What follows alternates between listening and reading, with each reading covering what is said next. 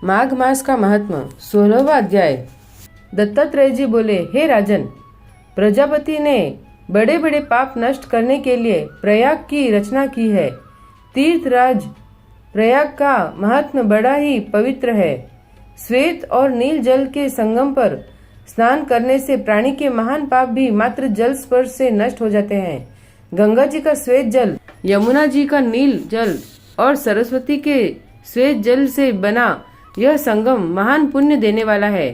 भगवान विष्णु को प्रयागराज परम प्रिय है। जो प्राणी यहाँ माघ स्नान करते हैं वे अनेक सुखों को भोगकर भगवान विष्णु के लोक को जाते हैं। जो इस संगम जल को स्पर्श मात्र करता है उसके पुण्यों की गणना चित्रगुप्त भी नहीं कर सकते।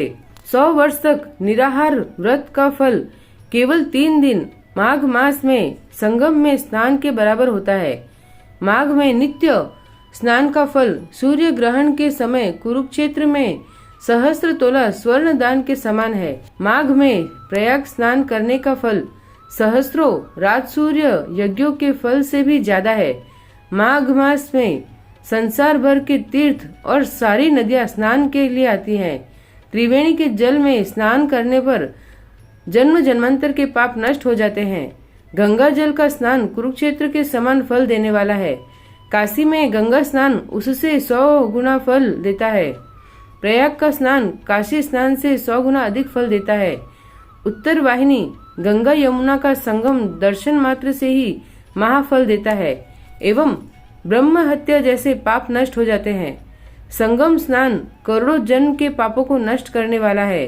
त्रिवेणी में स्नान करने के लिए माघ मास में ब्रह्मा, विष्णु, महेश, रुद्र, आदित्य, मरुदगण, गंधर्व, लोकपाल, यक्ष, किन्नर, मैना, हिमालय की पत्नी, अणमादि, सिद्धि, ब्रह्माणी, पार्वती, लक्ष्मी, सची, अदिति, दिति, समस्त देव नारिया, नाग पत्नियां, धृताची, मेनका, रंभा, उर्वशी, तिलोत्तमा एवं पितरगण इस कलिकाल में भी गुप्त रूप से स्नान के लिए आते हैं।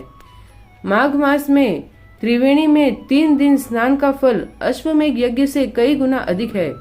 हे राजन, पापात्मा राक्षस की मुक्ति के हेतु कांचन मालिनी ने अपने माघ स्नान का फल दिया था। 16वां अध्याय समाप्त। श्री राधे कृष्ण।